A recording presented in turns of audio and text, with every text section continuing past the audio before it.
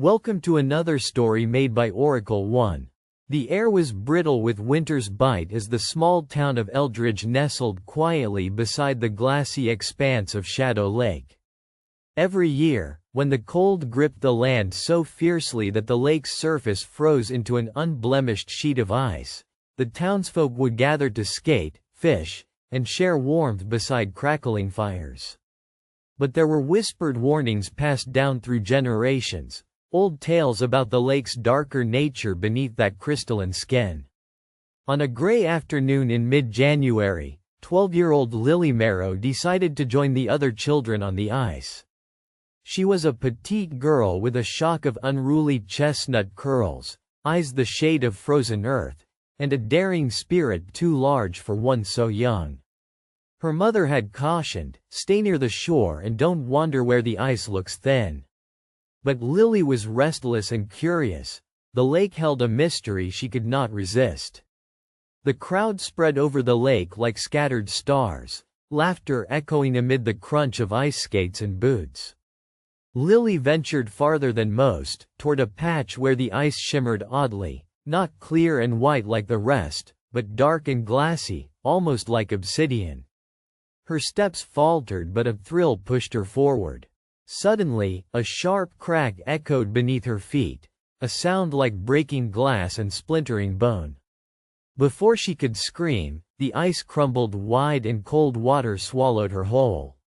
They found no trace of Lily for hours. Panic swept through the town like a bitter wind. A search party with ropes and torches combed the lake's edge in bitter silence. Then, just as twilight bled into night, a figure emerged from the frozen water, drenched but somehow completely dry. Lily stepped out of the black ice as if it had been no more than fog, the chill untouched by her clothes. Her eyes, once a soft brown, flickered now with a strange iridescence, reflecting something older, unspeakably deep. "She speaks in a tongue we don't understand," her mother whispered, trembling and clutching Lily close as if afraid the words could pour out and steal her away again. It was the beginning of a nightmare that Eldridge would never forget. Those initial hours after Lily re-emerged blurred into a fog of confusion and dread. The emergency doctor, a grizzled man named Dr. Halloway, checked her over. Not a single scratch, no hypothermia, no shock.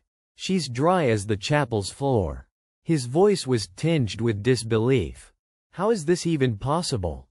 Lily sat silently on the cot, wrapped in thick blankets, her small body strangely still. Then, when questioned, she opened her mouth and spoke in a harsh, guttural language that sounded nothing like English nor any local dialect. The words tumbled out in raspy, alien intonations, the rhythm uncannily hypnotic. No one could decipher even a fragment. The town's pastor, Reverend Collins, was called in. He believed in miracles and omens, but even he felt a creeping dread as he listened. "It's an ancient tongue," he murmured. "Something from the old legends. A language lost to time, or perhaps never meant for human ears." Reverend Collins pulled from an old leather-bound tome some faded passages speaking of the Wendigo and other lake spirits that haunted the dark waters in forgotten ages. They were beings trapped beneath ice and stone, hungry, cunning, and whispering secrets through chosen vessels. Lily's mother, Maureen, was beside herself. She barely recognized her daughter when Lily's eyes glowed faintly in the dim hospital room. The childish innocence replaced by a look of something older and infinitely colder. The next days were worse. Lily's strange language grew more fluent, her voice sometimes dropping to eerie melodies that chilled the marrow. She claimed no memory of the fall or what happened beneath the ice. Yet, when pushed, she'd whisper fragments. Words like, cold, hungry, the beneath, and the lake is watching. Her touch grew icy, and she preferred the dark.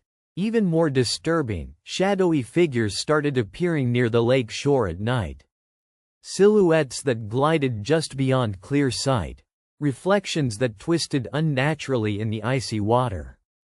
Those who ventured close felt a chilling presence clawing at their souls, as if the lake itself was stirring awake from a long slumber. No one dared approach the frozen lake after dark. Some townsfolk claimed hearing soft chants carried on the biting wind, and strange footprints appeared on the ice, too large for any human child, with long claws pressed into the frost. One evening, Maureen sat by the bedside, clutching Lily's hand while the girl murmured her strange tongue. Suddenly, Lily's eyes locked on her mother's with terrifying intensity. "Mother, come with me beneath. The ice never thaws. We are not who we were." Maureen recoiled. "Lily, it's me, your mother. Come back to me, please." Lily's body convulsed as if possessed by unseen forces. "The lake, it takes, but it also gives. I am a bridge now. The cold is alive. It watches and calls." Her voice lowered to a whisper, chilling the room. "You cannot save what is lost beneath the dark surface." Shaken to her core, Maureen begged the Reverend for help. The old man gathered the townsfolk to perform rites of cleansing and protection, chanting prayers to ward off whatever darkness had gripped Lily's soul.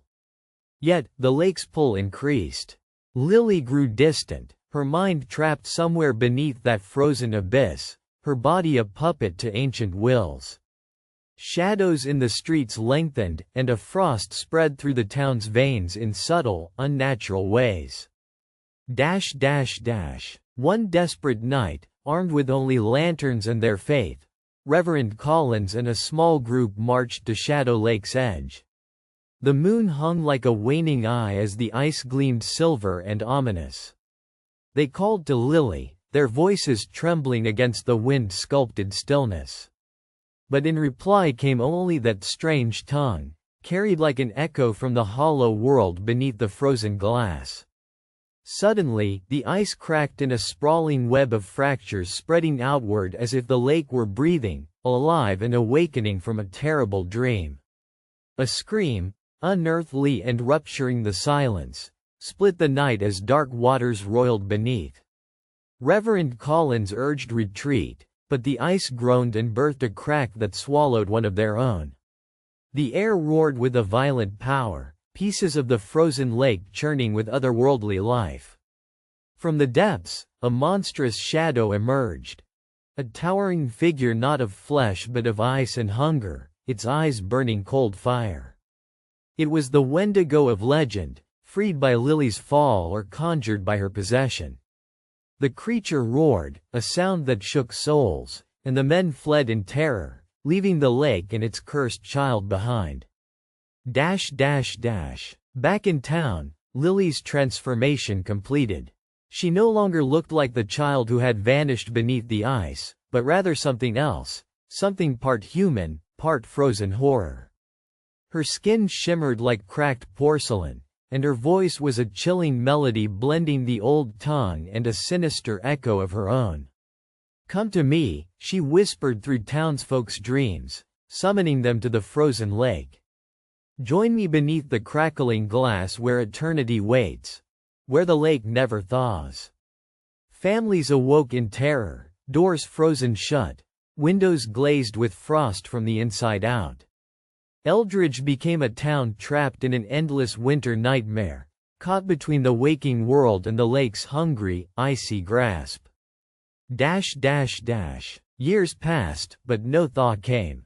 Children were told not to speak of Lily, the girl who drowned yet rose again. Parents whispered caution as the lake's legend grew darker. Some say that on moonless nights, the ice still cracks and the Wendigo prowls beneath, calling its namesake vessel back into the depths where no sun can reach. And Lily? She walks the shoreline, forever dry, bound to an ancient hunger. Her voice, a haunting verse in a language the living dare not understand, drifts across the frozen dead. The girl who fell through the ice and never truly returned is now the lake's eternal sentinel, the keeper of a frozen myth that no spring can melt. For more stories, like and subscribe.